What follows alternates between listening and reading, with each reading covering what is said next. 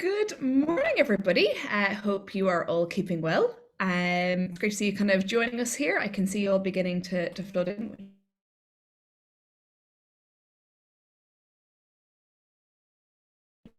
which is brilliant. I believe we're talking about last webinars for the year, but there you are.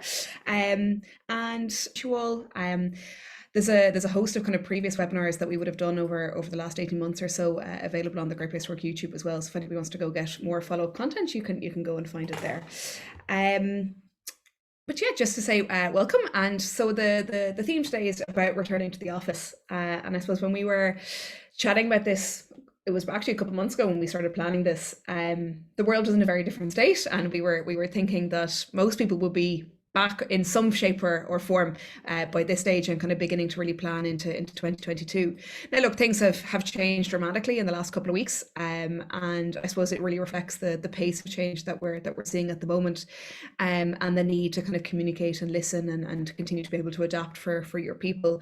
And we felt that it was still really important to go ahead with it, because at some stage over the next while, this is going to become, a reality for people. And we were really delighted to be joined by Brid Seymour from Laya Healthcare and Anne Reilly from Paycheck Plus. Cathal is going to be doing the full intros shortly, but just to say thank you very much to our panelists for being with us this morning. So a couple of things. We wanted to give you a perspective from a small organization and a large organization, so you see what these conversations can look like at various scales. And we just felt that was kind of important to get a sense of that overall experience. We're actually going to kick off just before we hand over to the intros with a poll, and we're really interested to see where people are currently working. So you can pop on it and give us a vote there. It'll also let us know that you can hear us and you're with us, and that everything's working at your side. So yeah, are you 100% remote? Are you hybrid? Or are you fully returned to the office? So you're all very quick off the button today. Everybody seems to be participating there. Here we go. So I'm going to end that poll and give you a sense of what the results are. So you can see there that 59% of people are fully remote and 41% are hybrid. And so there's nobody in an office. So there you go. Nobody coming from their offices this morning. But I think it's just interesting to give us a perspective of where people are and what's going on for people. There will be chance for questions, so do pop your questions into the chat as the morning goes on. We'll have a kind of couple of minutes after each speaker, and then we'll be doing a main Q&A at the end. So feel free to pop them in, and we'll address them throughout the session. I'll be moderating those and feeding them back to the panelists. I think apart from that, it's time to get going. So Cathal, I am going to hand over to you. Thanks very much. That's great. Thank you very much, Fania. Good morning to everyone. Hope you're all well. Fania, it's so good to have you back on the webinar. I can't believe we're even doing polls. If that was me trying to do a poll, I mean, I feel like I'm only getting used to the soda stream. So it's just this is webinar number 13 for the year, and as you know, we do try and bring you content that's relevant and that content that you're interested in from a market point of view.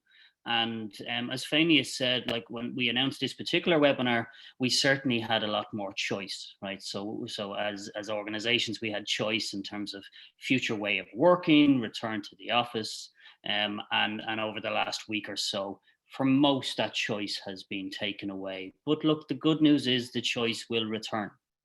And this is a really important area for all of us, and something that we're going to have to try and figure out the best way of working for our own organization, and how we do that in a way that supports the business and in a way that supports our culture. So we've two really interesting perspectives that we're gonna share with you today.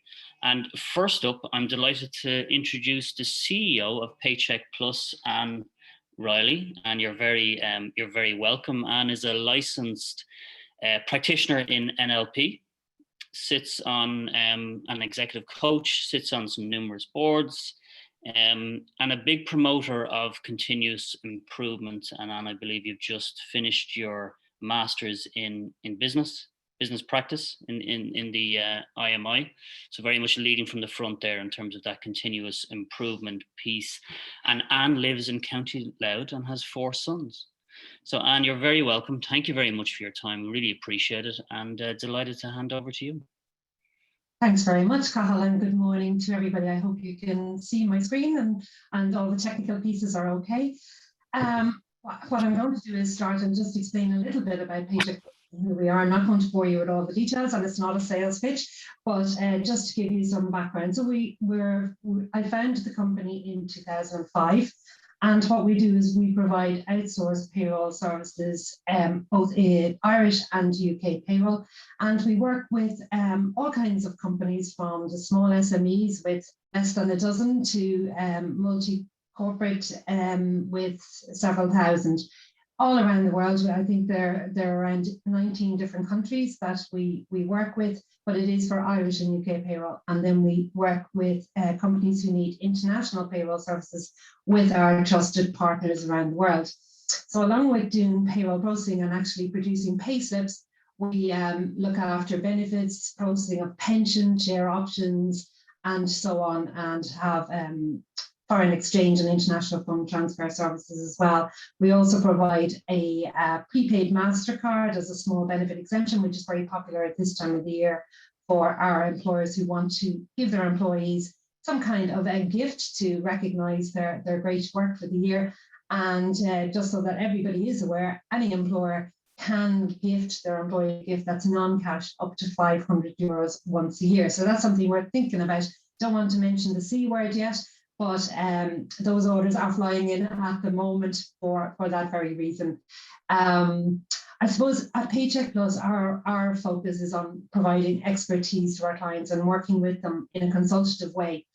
The nature of what we do means that we have a lot of very, very sensitive information. So from the get-go in 2005, we developed this clean room concept for our business, which meant that we operate with clear desk, nothing on the walls, no mobile devices, everything very much locked down. We don't even allow handbags or coats or cufflinks in our office because in fear of data interference. So with no mobile devices and very much a fixed solution, the arrival of COVID really struck our business very, very hard. But I suppose we had done a lot of work in terms of creating a culture, and that was really important in the whole thing, and making it work as well as it actually did. For us, there are certain values that have been there from the beginning that are really, really important, not just in the company, but to individuals as well. And it's one of the things that we talk about to new arrivals in the company, about our values, and check with them that nobody has any conflict with any of those values, and that they sit well with them as well. So as you can see there, trust, respect, honesty, integrity, development, a huge part of it, and working together in a collaborative way.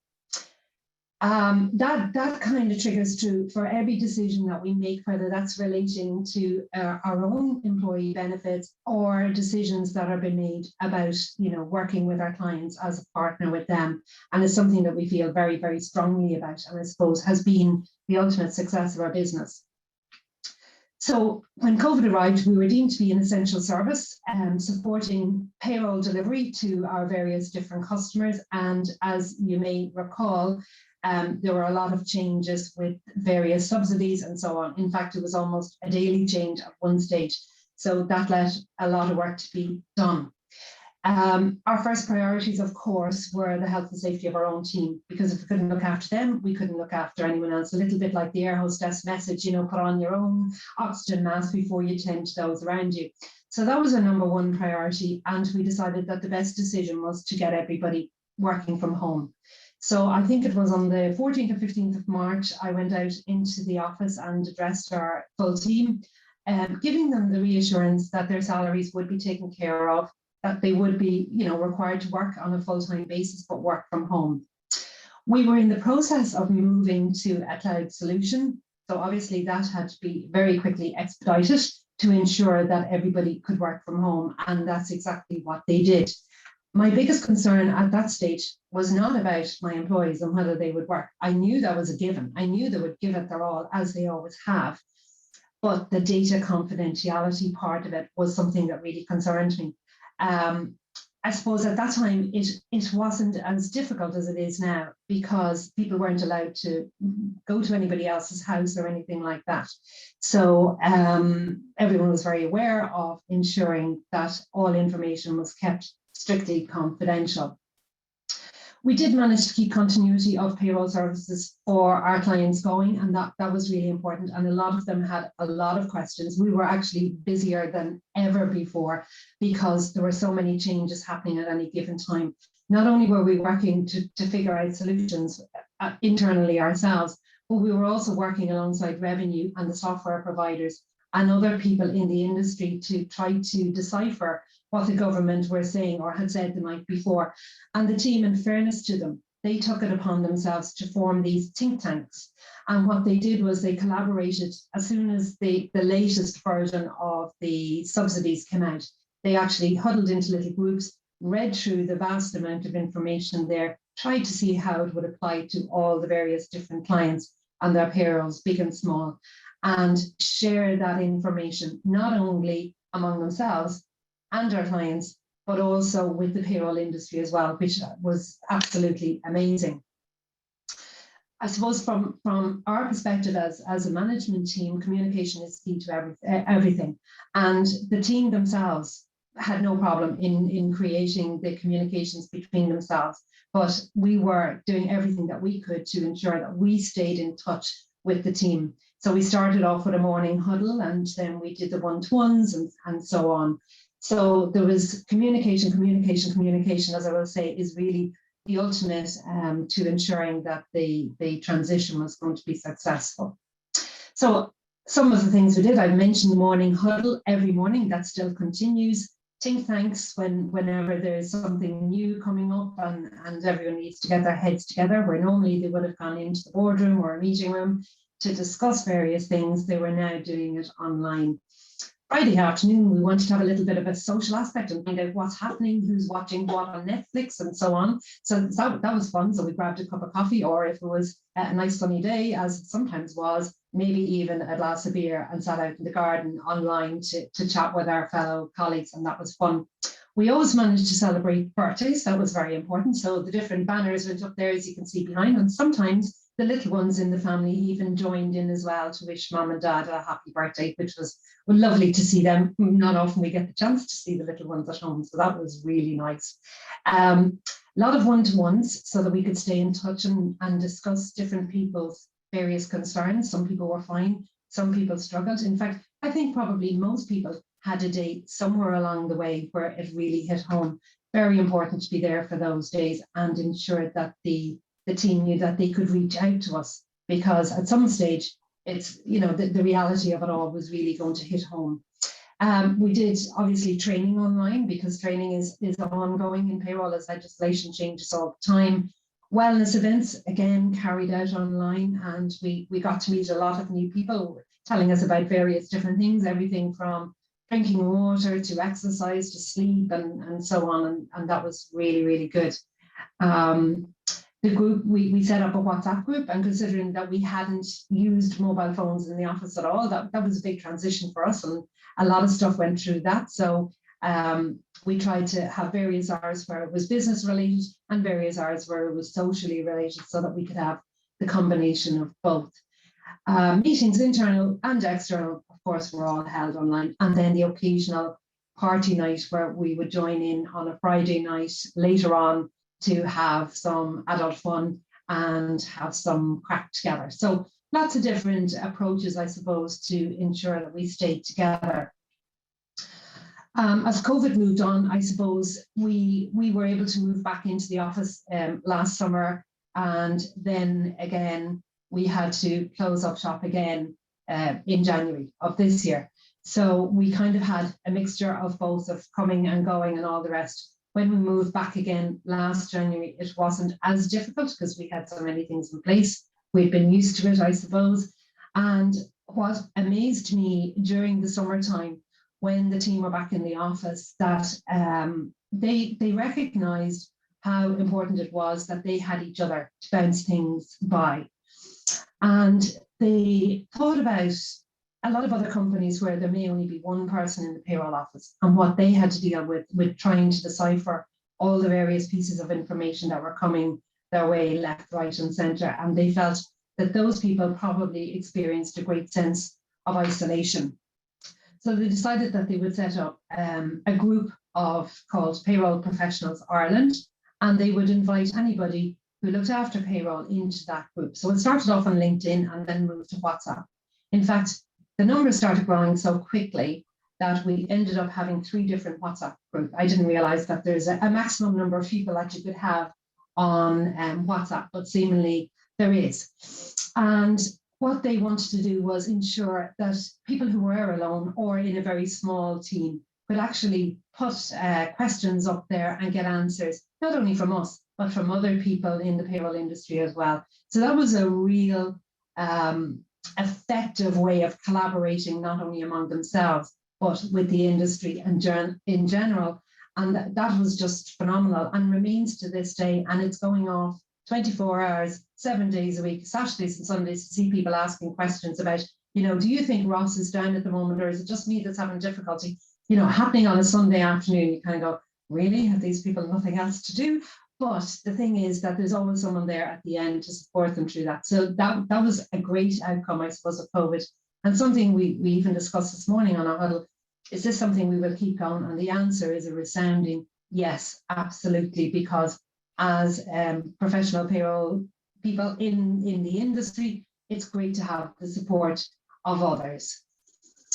So we've had our fair share of awards. I think we have over 30 awards as a company, and various individuals and the team and so on, both on a local, national and an international level. And to recognise the great work that was done by the payroll people, the team came up with the idea of having a payroll awards.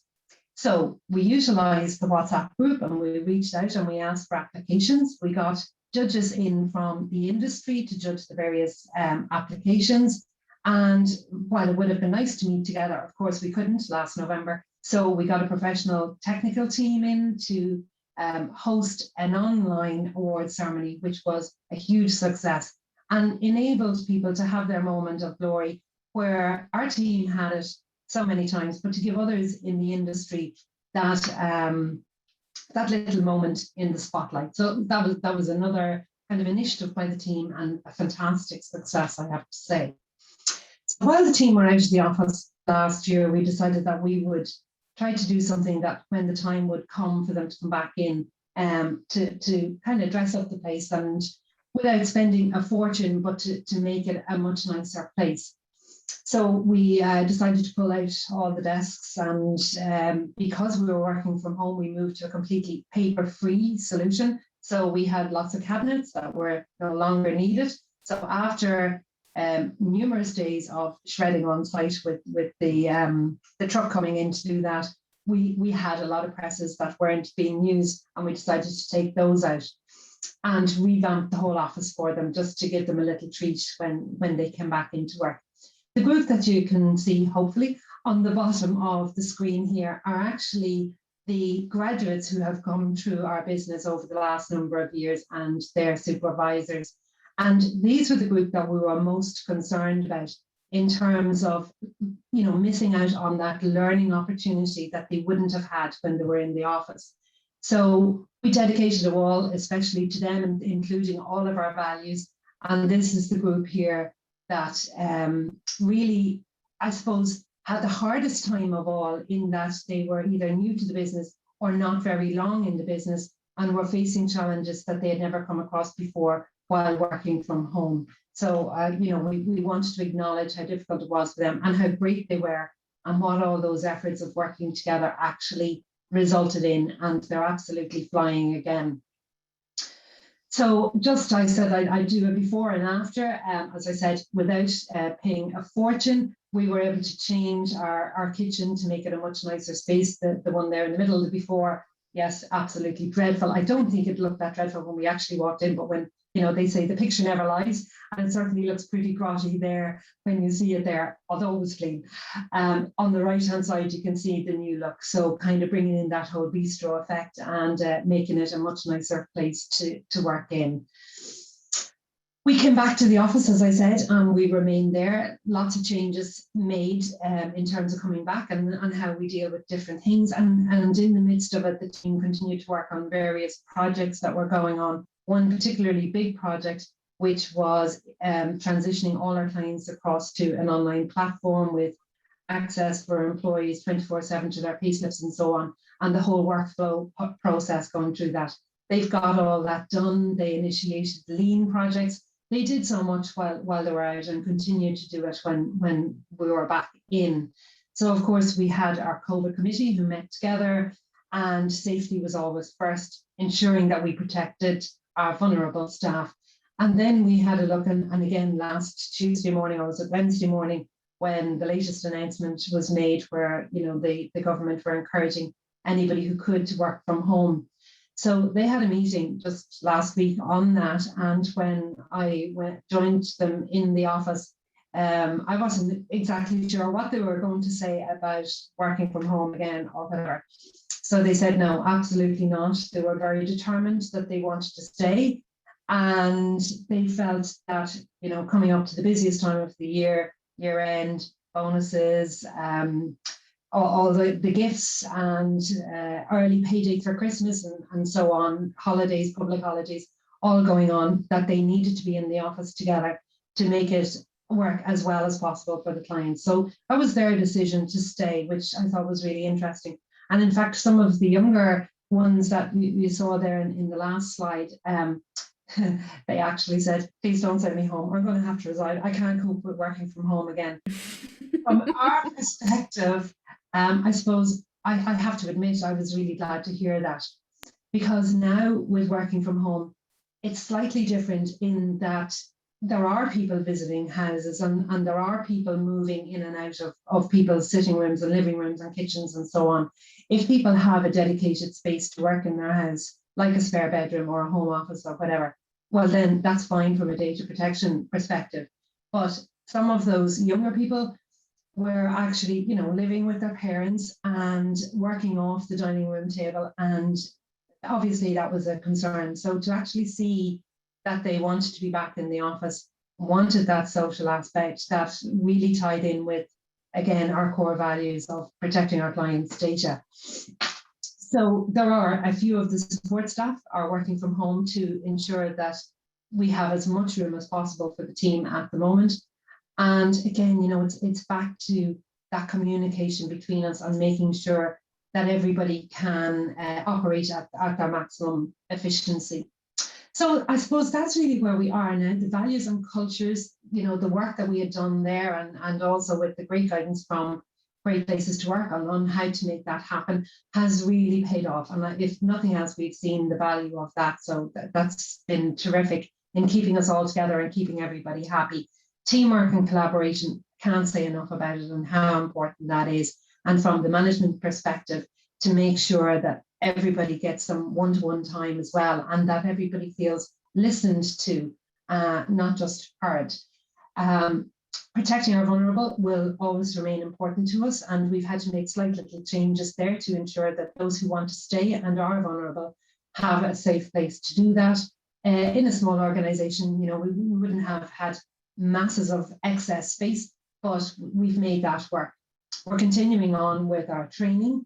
The data confidentiality I'm now very reassured about, and of course the whole passion for payroll remains. And seeing that group last week, and the outcome of it when I went out into the office to confirm that we were staying in place, I thought it was absolutely amazing to see that they wanted to be there because they wanted to offer the very, very best to our clients.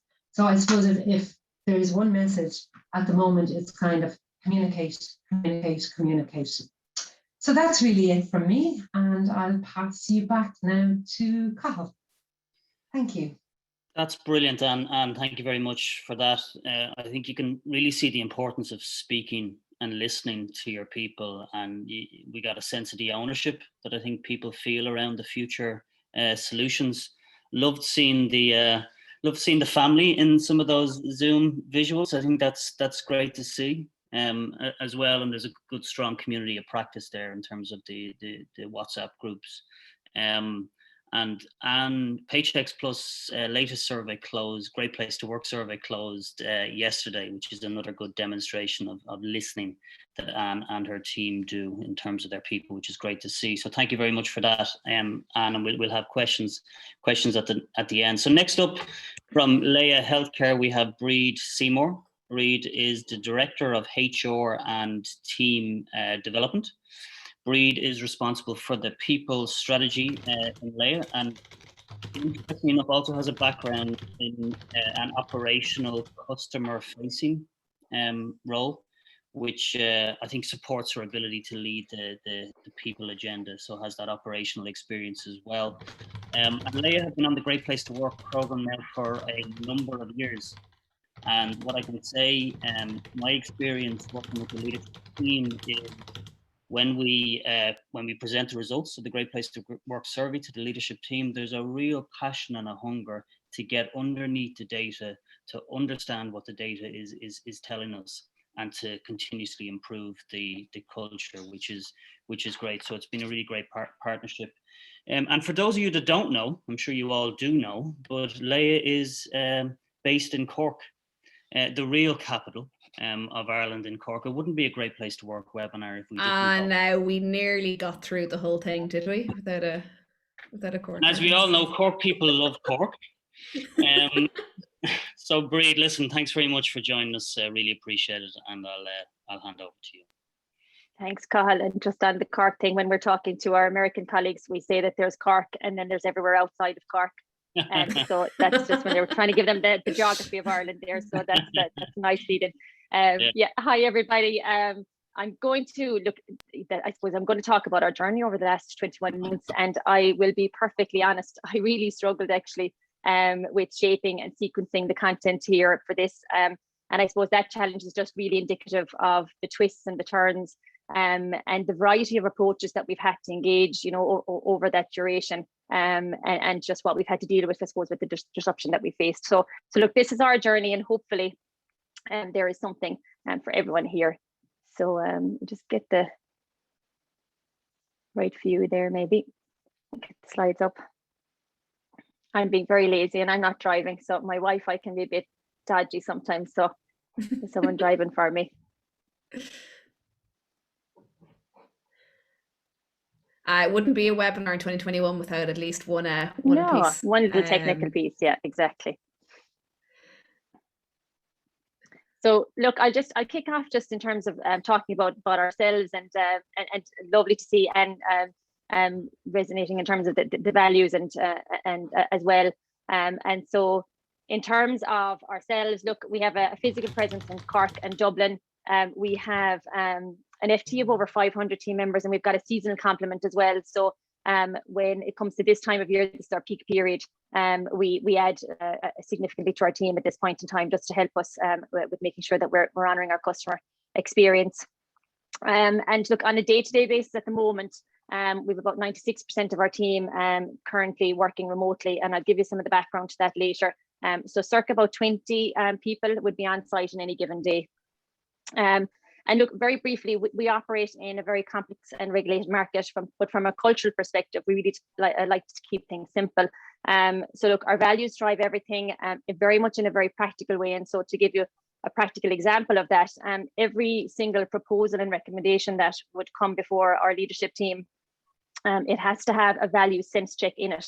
And that's where actually we take the proposal or the recommendation, and the person who is, or the team that are coming in making that proposal, they sense check against our values to see and to demonstrate how the proposal is living to the values. And we also have a trust piece in there as well, where we challenge the team to explain how the proposal in question delivers and builds on trust for Laya. So that's really important. And again, it just makes sure actually that we're bringing everything to life, and that it's guiding us in everything we do. And that's been very, very important for us over the last 21 months. And I'll explain that again in more detail.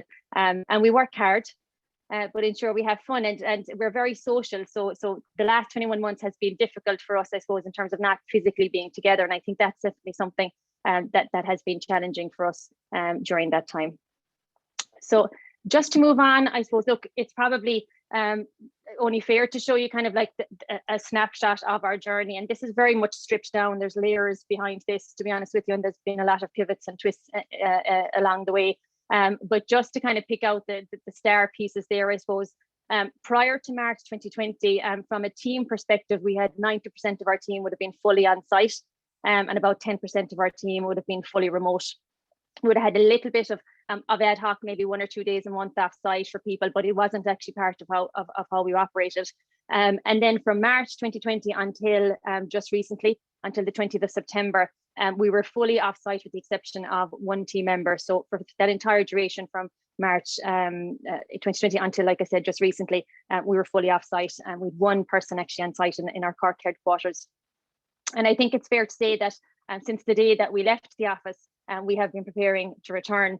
And it's also important, I suppose, to quickly call out that our intention was very much to turn the experience that we were having into an opportunity. So in mid-2020, we approached our senior leadership team with our high-level thoughts on how we wanted to work together into the future.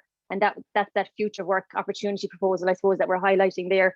And then since then, we have made this a strategic project, and we've mobilized a cross-functional team, project team on that. And the reason for that, I suppose, is it's not just about a return to office exercise for us. We wanted to return to the office in a way that fully aligned with our future of work strategy. And we had aspirations within that strategy. So we wanted to exceed the expectations that our team had in terms of flexibility. We wanted to use technology to make the experience as seamless as possible, and to manage that messy middle of being at home and being together. And we also wanted to nurture our culture, and that was hugely important for us. And how do we safeguard collaboration, creativity, and connection, and our sense of community? And so that they were the aspirations that we had within that strategy. So that was combined within that project team and their objectives. And I suppose over the summer and on the back of the vaccination rollout, we were very much ramping up for a post-September return. So as soon as we hit the summer, I suppose really we started working through with our leadership team and our team members on their work preferences. How would they like to go back to work? How could it be different for them? And we just got really great engagement actually on what future work would mean for us all. On the 20th of September, in line with I suppose the change in government guidance on the phased and gradual return to work, we kicked off a proof of concept straight away. We had already lined up about 70 volunteers who were keen to get involved, and our ask was very, very clear from them in terms of the type of feedback and interaction that we wanted. But proof of concept kicked off in 20th of September. And then mid-November, we had hoped and had planned and had communicated on a phased and gradual return to the office, and that would take place from mid-November until the end of this year, effectively. And our full intention was to immediately apply those preferences that our team members had spoken about. And when we worked through that with them in the summer, we wanted to immediately apply their preferences from day one. So that was making it, a bit more challenging for us.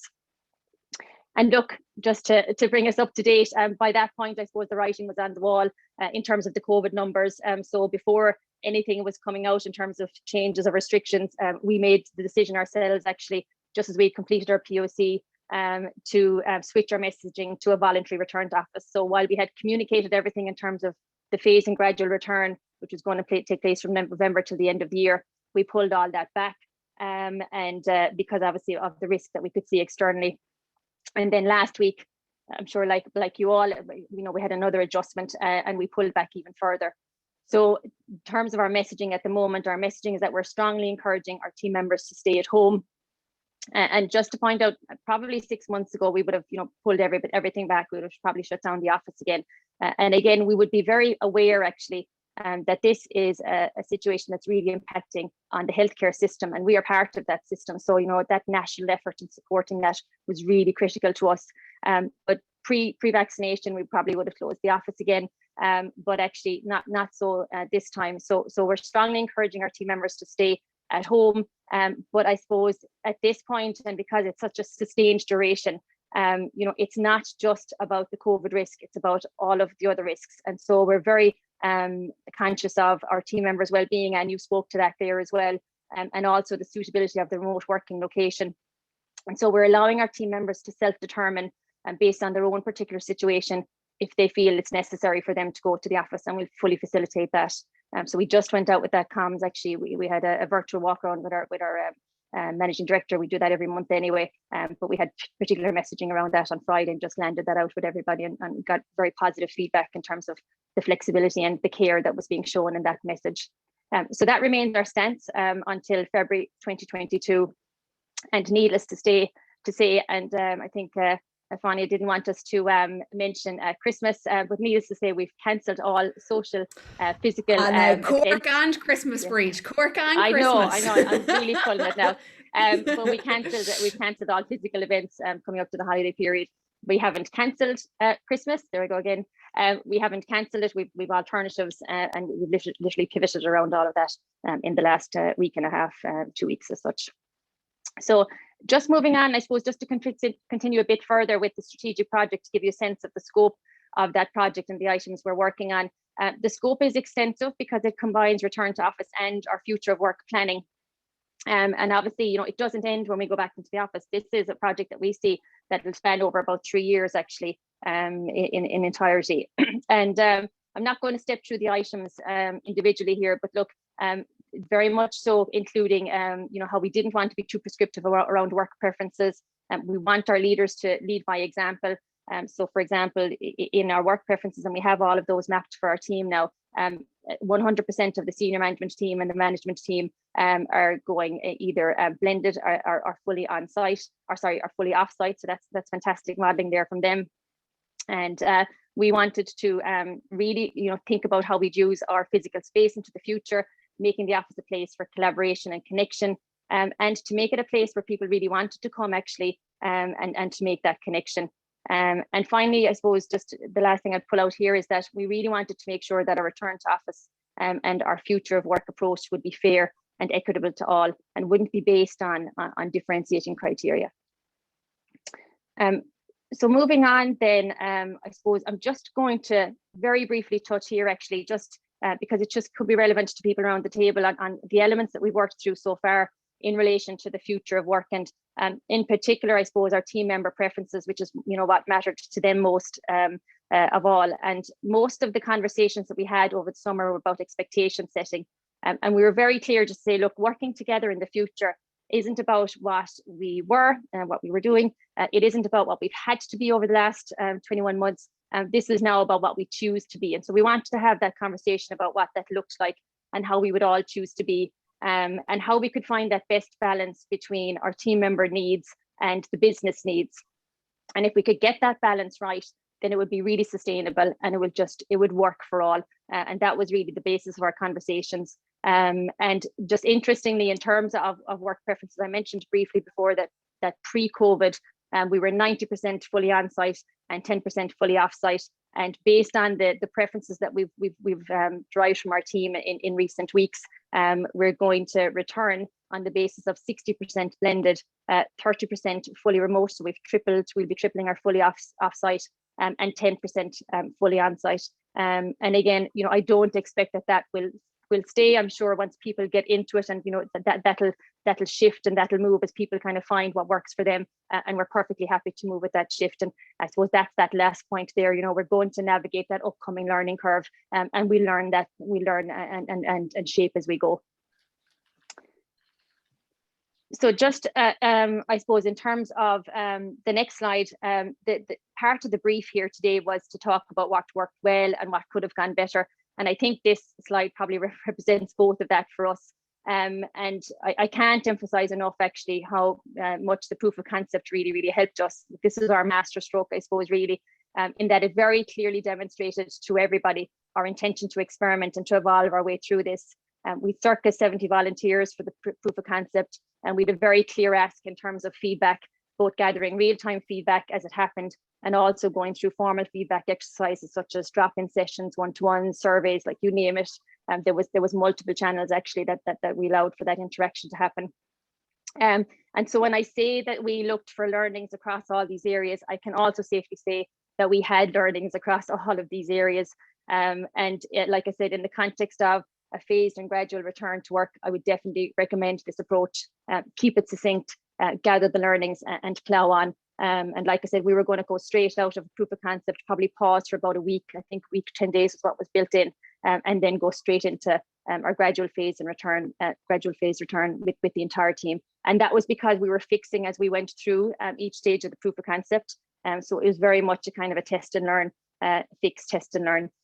But again, I can't recommend this enough. If you are going from being, completely offsite into something that your team haven't experienced in such a long time. So I'm going to switch now from the I suppose, away from the technical aspects and the project, I suppose, into maybe what we've done on the softer side of our approach. And so here I'm just going to share, I suppose, a high-level summary of the behavioural approach that we've taken and that we continue to take. And I noticed Cathal just mentioning that, Anne, that you've just closed off on your survey. We're just about to kick it off, I think, actually in the coming week or so.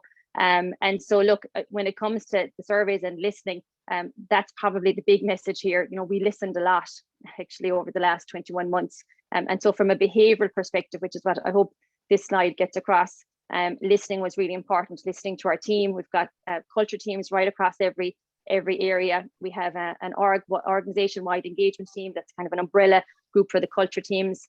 Surveys, workshops, feedback sessions, drop-in sessions, like you name it. Listening was really, really important. And as you all know, it was harder than ever, because I find, particularly from a HR perspective, and some of the best conversations I have in terms of gathering sentiment and tone are the ones where you bump into people on the corridor, or you're in the queue in the restaurant or whatever. And that's where you'll really pick up proper tone. And so not having that really meant that we had to put a big effort around that. It's certainly, though, not impossible, and we certainly made it work. Listening to our peers. So we do this for our clients. So it was really good, actually, to have some great sharing with those, with our clients out there, our professional networks, the other networks, and particularly at the start. And again, we know as we go through every phase of things. And so when we do go back to work, or when restrictions are lifted again, it is very much evident that our team are very much in touch, actually, with what the external sentiment, so what other companies are doing, and it's very important for us to make sure that we get out there and we explain our intention, and so that people aren't kind of left wondering and comparing, why we're doing something different compared to other companies, or vice versa. Listening to our experts, I put ourselves in that. Like I said, we do this for other clients, so I have to say, very much spoiled, actually, from a HR perspective, and the access that we have to expertise, particularly on the well-being side, which, as we all know, has been a huge impacting element of the pandemic, and all the expert partners. And so, just taking in that and regurgitating all of that research was just a really big thing for us. But again, very lucky on the clinical side. We have a lot of people internally and on the well-being side who would have helped us with that, and particularly as well on the occupational health side. The mindset of experimentation, plot, test and learn, I've spoken about that. It's just really, really important to set that context, because, like I said, there is no roadmap here, as you very well know. And so, trying to kind of find our way through this was just really, really important to make sure that people understood, actually, that we're not going to get it right first time, and we're going to have to fix as we go. The guiding principles I'll touch on the next slide.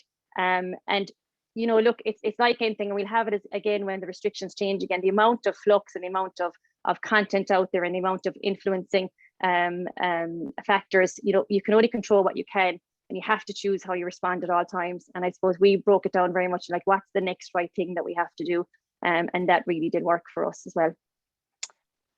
So just to zone in on the guiding principles, because I just think, look, like I said a number of times, there was no roadmap or blueprint or anything for any of this, and there isn't for every iteration that we go through. Even last week, like, who'd have thought?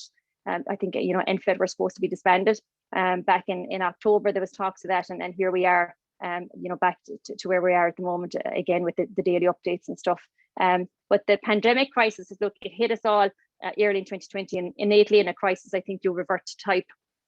And our type is our values, and I think it's best described, actually. The values are our collective personality, if there is such a thing.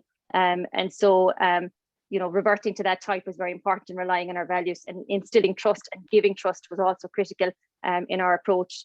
So look, we went back to basics here, and we were guided by our values. We agreed very clear alignment on what mattered to us most. And this has guided us at all times through our journey, and it still does. And we've tweaked and added to this as we've gone, but it's just really, really important. So I'm not going to explain any of these, but do the right thing.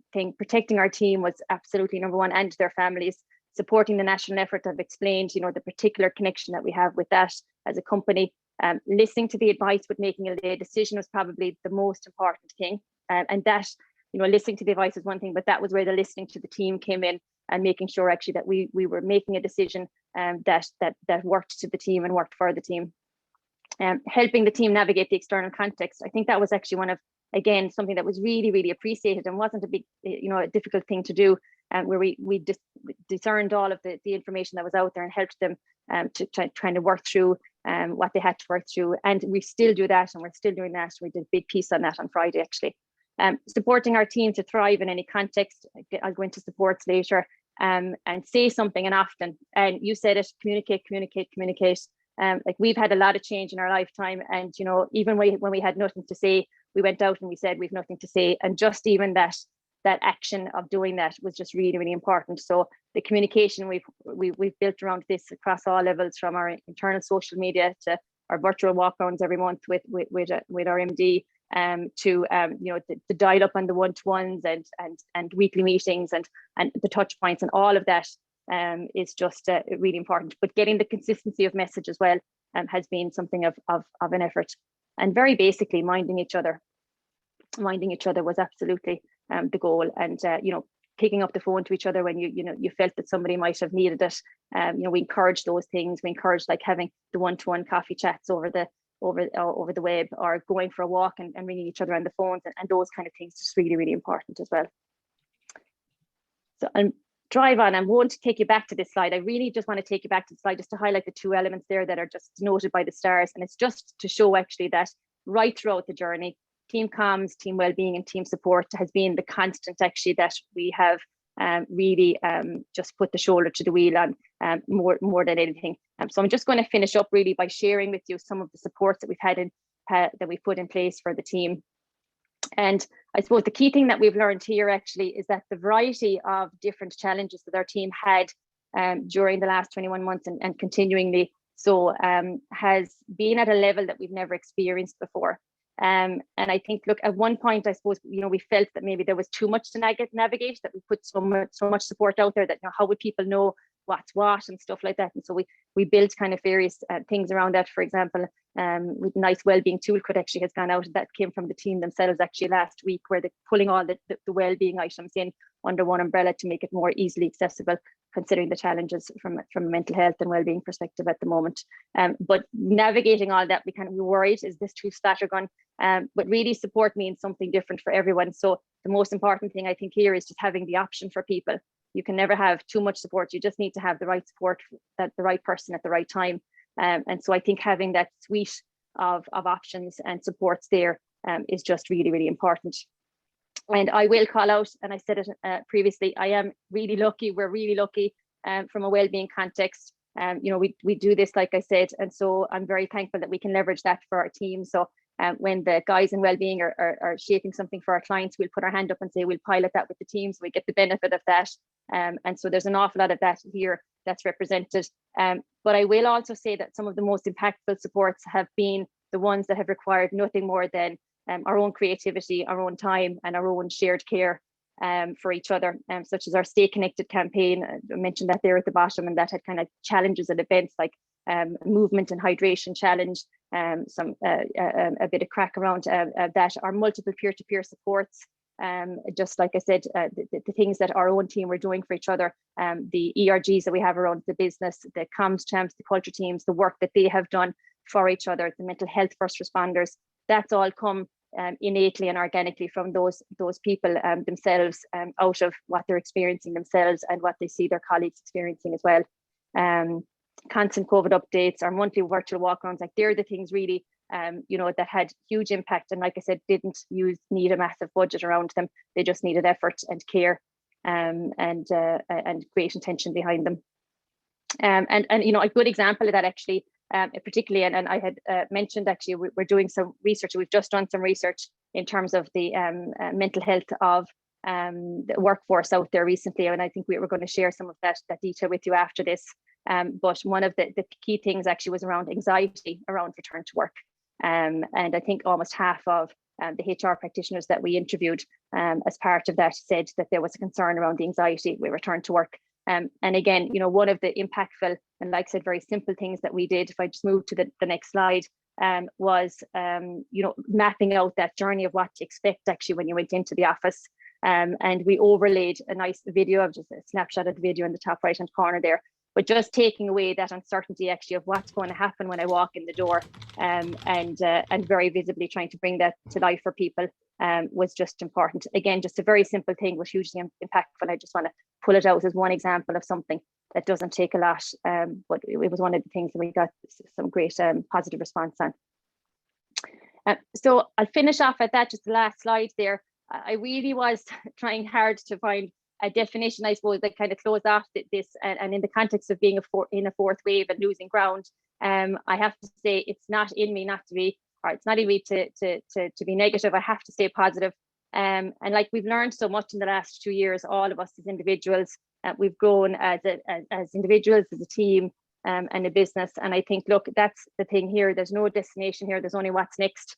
And ourselves as HR professionals, like the responsibility that we have for our team and for our society of doing that, whatever next is, really well, and to the best of our ability, and for the best for everybody is really important. So I suppose, look, it's the continued journey, like I said, but it's just that we can make sure that we do the right thing, and we keep becoming, because that's what this is, isn't it?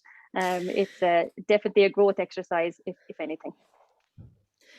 Oh, Brid, thank you so much. That was fantastic. And actually, a couple of things that like I know I've taken away from both presentations, like the demonstration of value-led leadership that you both are kind of have got across to us today is phenomenal, right? And how embedded that is in your own approach, and what that means for your people, and how you've brought that to life today. And I know there's a couple of comments coming in around that. Like, it's, we're very privileged to have you here with us, right? And sharing that. So thank you very much.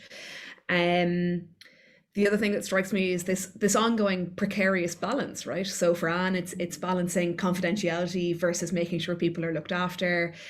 Brid, it's this kind of balance around what do we need to get to, to get the job done versus how do we support people, how do we make sure it's people led.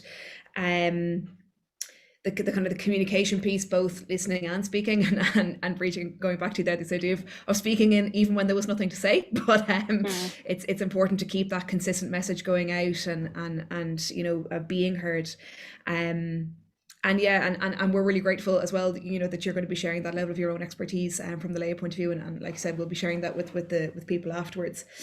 So I'm gonna pop there are questions coming in, which is brilliant. So I'm gonna pop to those. One kind of clarifying one, I suppose, that's come in from Mark, which is just around communications and staff engagement, and beyond the kind of, I suppose, the Great Place to Work survey. Do your either Brid and do you guys use a platform, or is it kind of more around the one-to-one, or how do you actually do that communication piece with your people?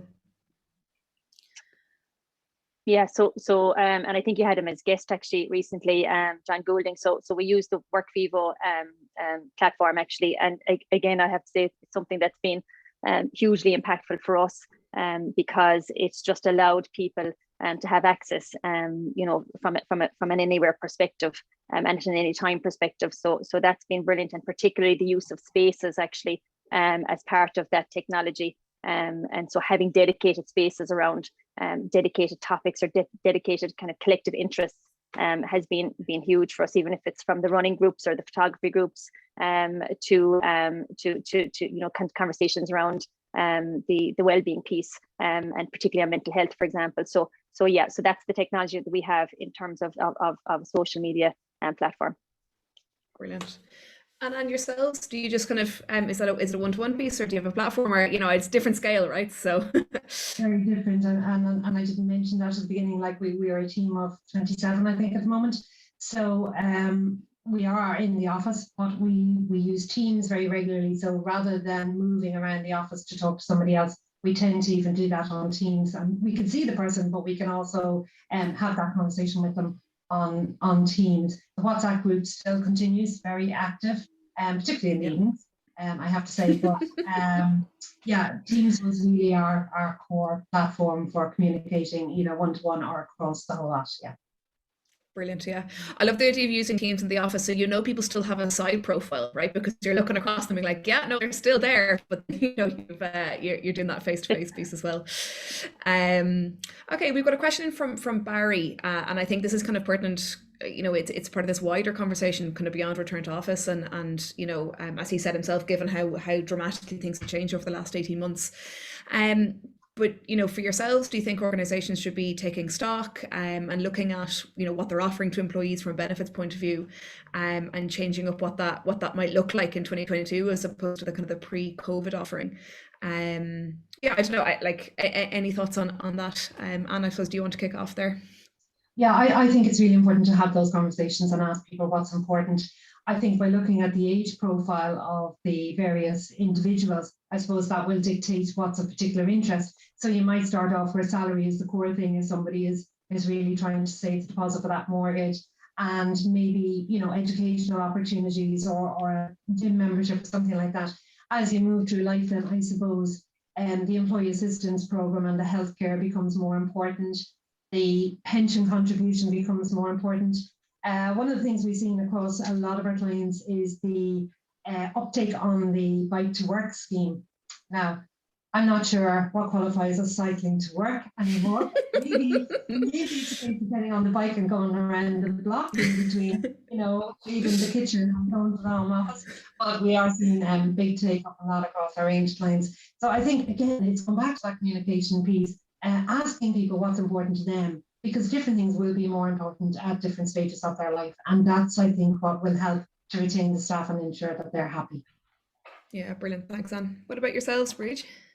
Yeah, no, absolutely. We're in the middle of doing an overhaul at the moment, actually doing a big review. And so a lot of that is driven by the fact that, like I said, we're going to have changing preferences, and we would have had having 90% of the team on site, we'd have had a lot of activity on site and a lot of pieces on site in terms of recognition and stuff like that. So how do you actually, shift? If we're going to triple our offsite contingent, then how do you make sure actually that there's, again, like I said, that the equitability or that equity and that fairness is there actually for everybody.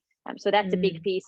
And secondly, I suppose what this has opened up again, and we all know it, I hate to use the term the Great Resignation, but everybody's talking about it. We need to make sure our house is in order, and we need to make sure that our company then is as fit for purpose as possible going forward. So that includes, like I said, that equity and fairness because of how our work preferences are changing and how we're going to work together into the future.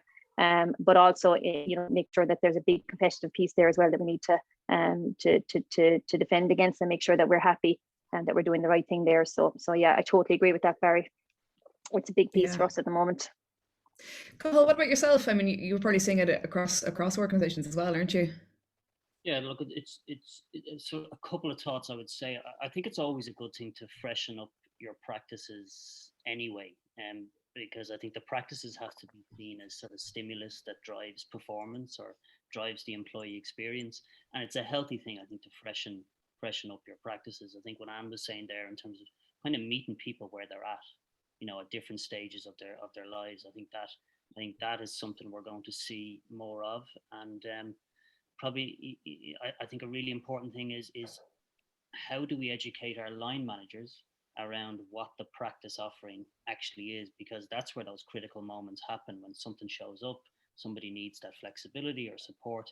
How educated and aware are our line managers to show up in those critical moments? So I think more educated line managers will be really important, I guess. Yeah, I mean, I think I know it's something we're working on internally at the moment, but the irony that HR in particular over the last decade has worked to standardize, to automate, to make it as straightforward as possible, and now we're going after customization, personalization, and then figuring out how we automate the personalization, right? So it's going to be a very unique challenge, I think, moving forward from from now into the future, and where those expectations are going to be sitting for people. I think that sorry, just going to add that I think that just the last 2 years, they talk about, like you said, going from the transactional piece to the more humanistic. I mean, you can't help but have become more human in the last 2 years. So I think that really sets a good platform and a good tone actually for how we review all our practices going forward. Oh, absolutely. Yeah, and really bringing it the people to the heart of it, right? And leading out from there. I'm aware we're bang on the hour for 11, so we did well on our timings. But look, there's lots of comments coming in. So Claire, Barbara, Lola, all kind of thanking both yourself, Brid and Anne. Thank you so much for your insight, for being here with us. We really appreciate you giving up your time and sharing your insight. We will be kind of making the slides and the recording available afterwards. But just to say thank you very much, and hopefully well, maybe not see you in person that soon, but we'll see you in some way soon, right? But no, thanks very much, everybody, and really appreciate you all giving us your time and insight this morning. Thanks a lot. Thanks, Maria. Thanks, everybody. Cathal. Have a good day, everyone. Bye.